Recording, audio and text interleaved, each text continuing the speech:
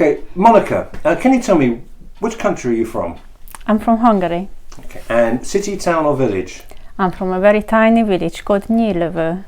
It's from one of the counties, which we have 19 counties in Hungary, and it's one of the smallest, I believe. How small? Well, in our village we have about 600 people everybody know each other. So paint a picture all of us who have never been to your village. Paint a picture of that village. Well, I lived in very, very small road. We have about 15 people on that road, and everybody know each other. Like we are family, we can leave our doors open. We have only one primary school. And do you go to primary school in your village? Yes, I went there, but I changed middle because I didn't want to study more Russian. I wanted to speak English, so I went to a little town close to us, which is Kisvárda, and I went to my rest of my primary years. I finished. So how many miles was it roughly from your village to that school? About 10 miles, 15 miles. And so you said did you not want to learn Russian? I didn't really want to continue with that because I thought the future is going to be in English, and I wanted to speak English. So forgive my ignorance, but why would a school in Hungary be teaching Russian?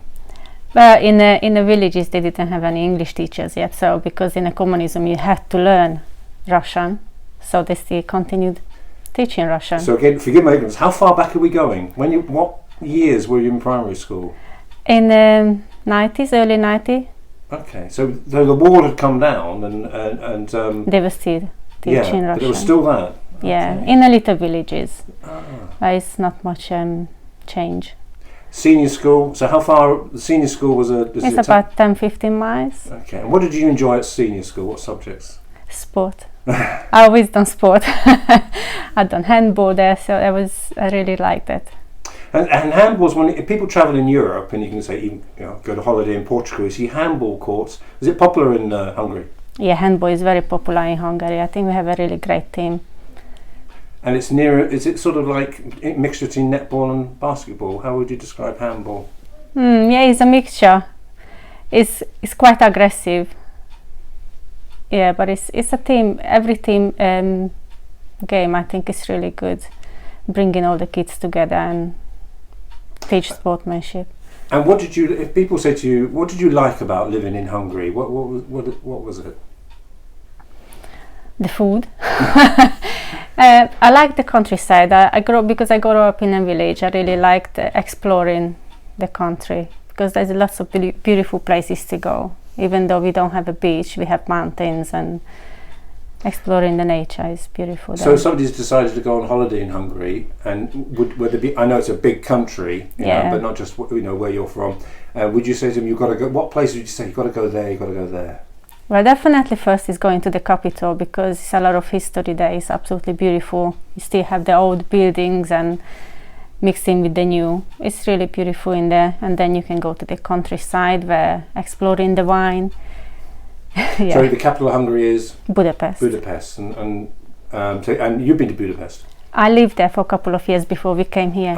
So describe Budapest. That's capital city. Is it a modern? When you were there, modern European capital city?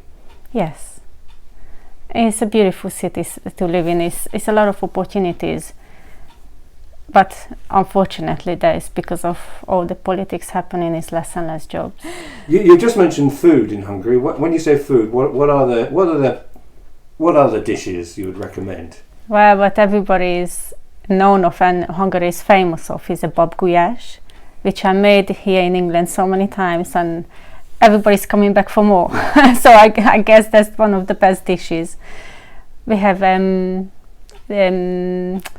there's a chimney cake. They call it a chimney cake in English. That's everybody's favorite, and that's very popular in Hungary. If you as a tourist, that's the first thing everybody go and check it out. And was it Hungarian your first language? Yes. Is it a difficult language for people who are outside? Is it a difficult language to speak and understand? I believe so. It took quite a few years for my husband to get able to speak my language. What is it difficult about it? Do you know? I mean, I think because we walk from backwards. If we speak English, the sentence is from the back. Start from the back. Yeah, it makes it a bit more difficult in mind.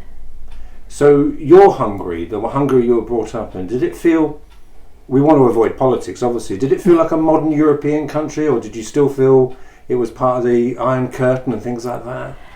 I think in a capital it's quite modern now, but it's really funny anytime we go home, as we are going to where my parents still lives in a little village where I grew up, it's like you're going back in time. It's nothing changed there. But Hungary's got a rich history, hasn't it? Yeah. And it's changed from being part of an empire to, as I said, the Iron Curtain to now being an independent country. Do you aware of your country's history? Yeah. I'm not a very historical person, but yeah. So how long ago did you leave Hungary? About 16 years ago. And when's the last time you went back?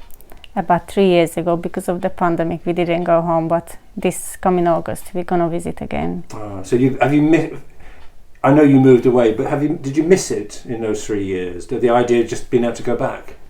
Yeah, I do miss it. Time to time you feel like, oh yeah, I really need to go home. I want to see my family, I see my cousins, and yeah, just for the experience. But I guess with social media and of course email, etc. Oh yeah, it's easier. So much easier. So much easier. Would you ever go back? Would you ever go back and live there? No, I don't think so. Because of my family, because of my husband, I wouldn't go back home. And what about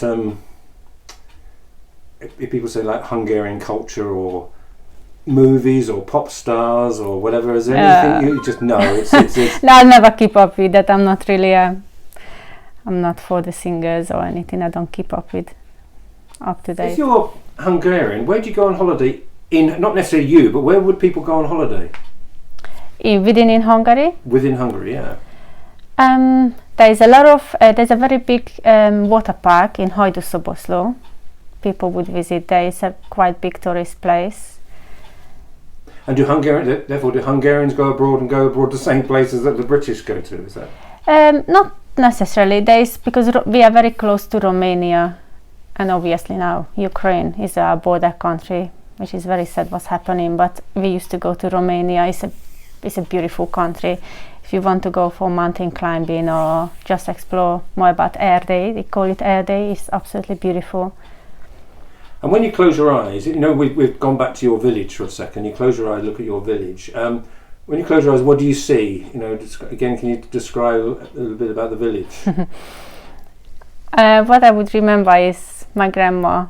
We have lots of older people. The younger ones are leaving, unfortunately.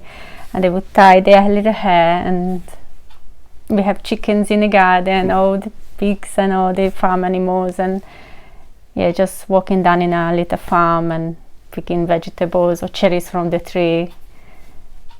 Yeah, those are lovely memories. And finally, what is it? Is this something you have with you that is Hungarian? Please explain. This is very, very Hungarian.